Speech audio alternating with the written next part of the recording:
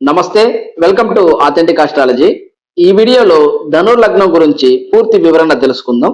మొదటిగా ధనుర్ లగ్నానికి శుభగ్రహాల విషయానికి వస్తే, లగ్నాధిపతి అంటే దేహాభివృద్ధి స్థానాధిపతి గురువు, అదేవిధంగా పంచమాధిపతి జ్ఞాన స్థానాధిపతి కుజుడు, ఇక నవమాధిపతి లక్ష్మీ స్థానాధిపతి సూర్యుడు. ఇక పాపగ్రహాల విషయానికి వస్తే, సప్తమాధిపతి అంటే దేహ క్షీణ స్థానాధిపతి బుధుడు, ఇక ఏకాదశ స్థానాధిపతి అజ్ఞాన స్థానాధిపతి శుక్రుడు, అలానే నిర్ధన స్థానాధిపతి తృతీయాధిపతి శని. అలానే ఈ లగ్నానికి అష్టమాధిపత్య దోషం వల్ల చంద్రుడు పాపగ్రహం అవుతారు. గురుపాలిత గ్రహం అయినప్పటికీ చంద్రుడు అష్టమాధిపత్య దోషం వల్ల ఈ లగ్నానికి పాపగ్రహం అవుతారు.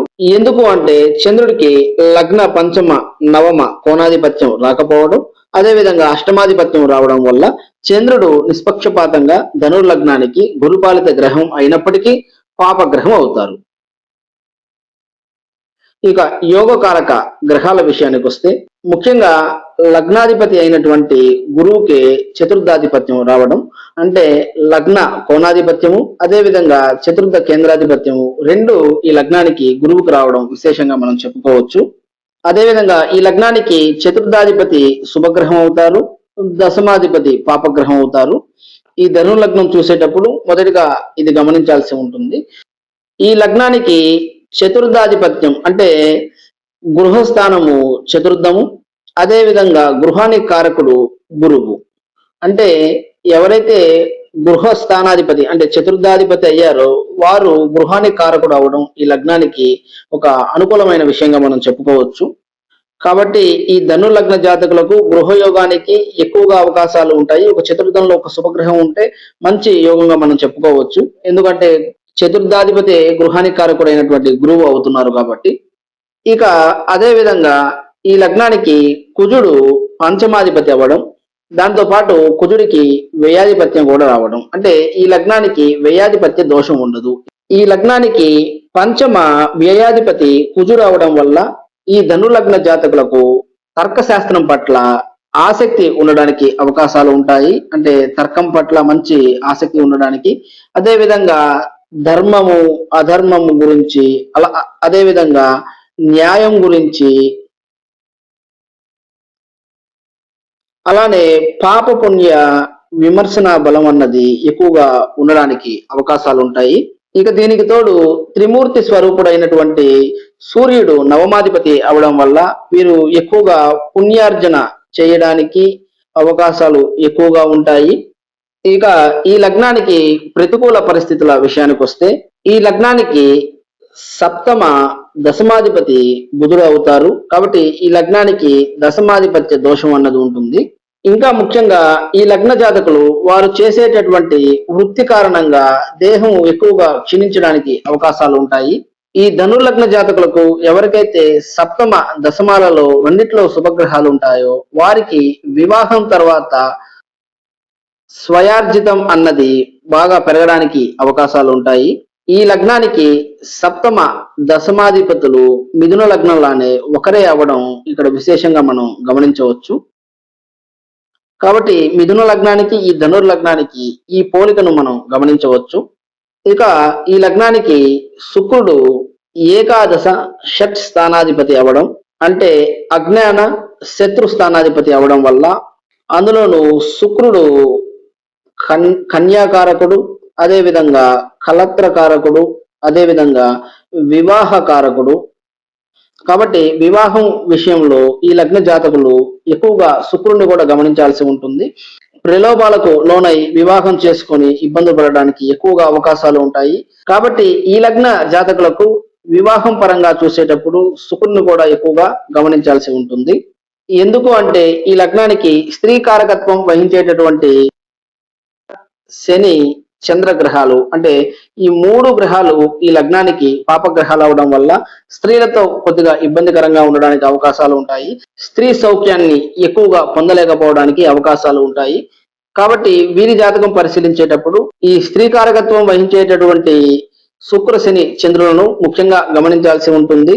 ఇక ఈ లగ్నానికి శని తృతీయ నిర్ధన స్థానాధిపతి, అదే విధంగా ధన చలామణి స్థానాధిపతి అవ్వడం విశేషంగా మనం చెప్పుకోవచ్చు.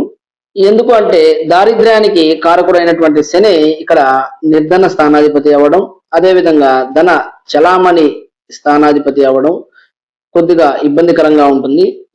ఎవరైతే ధనుర్లగ్న జాతకులు వారి జన్మ జాతకంలో శనికి బలం తక్కువ ఉందో, లేకపోతే శని దశ పూర్తి అయ్యిందో వారికి ఎక్కువగా ఆర్థికంగా పురోగతి ఉండడానికి అవకాశాలు ఉంటాయి.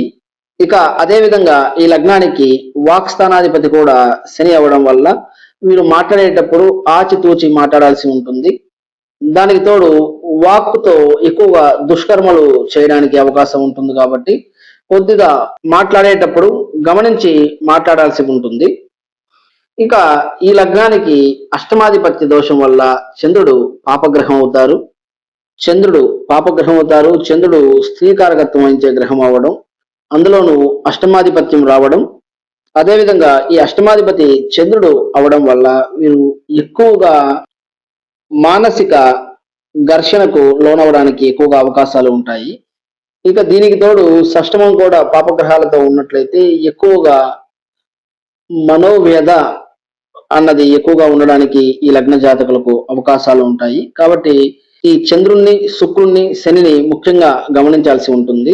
ఇక గురుపాలిత లగ్నం కాబట్టి ఈ లగ్నానికి రాహువు పాపగ్రహం అవుతారు. రాహువు ఉన్నటువంటి స్థానాన్ని చూసేటటువంటి అంటే సప్తమ స్థానాన్ని గమనించాల్సి ఉంటుంది.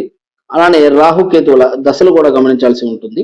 ఇక ఈ లగ్న జాతకులకు కలిసి వచ్చే అదృష్ట దిశ విషయానికి వస్తే ఈ ధనుర్లగ్న జాతకులకు ఈశాన్యం, దక్షిణం, తూర్పు దిశలు అనుకూలంగా ఉంటాయి. ఈ లగ్న పంచమ నవమ స్థానాధిపతుల దిశలలో వీరికి హౌస్ ఫేసింగ్ కి దక్షిణం, తూర్పు ఈ రెండు అనుకూలంగా ఉంటాయి. అందులో ఈ సూర్యుణ్ణి అదేవిధంగా కుజుణ్ణి గమనించి ఆ బలాల్ని బట్టి ఈ రెండు డైరెక్షన్ లో ఫేసింగ్ అనేది ఉంచుకోవచ్చు. ఇక యోగకారక దశాభుక్తి విషయానికి వస్తే ఈ లగ్న జాతకులకు గురు దశ, గురు అంతర్దశ, కుజ దశ, కుజ అంతర్దశ, సూర్య దశ, సూర్య అంతర్దశలు, అదేవిధంగా కేతు దశ, కేతు అంతర్దశలు అనుకూలంగా ఉంటాయి.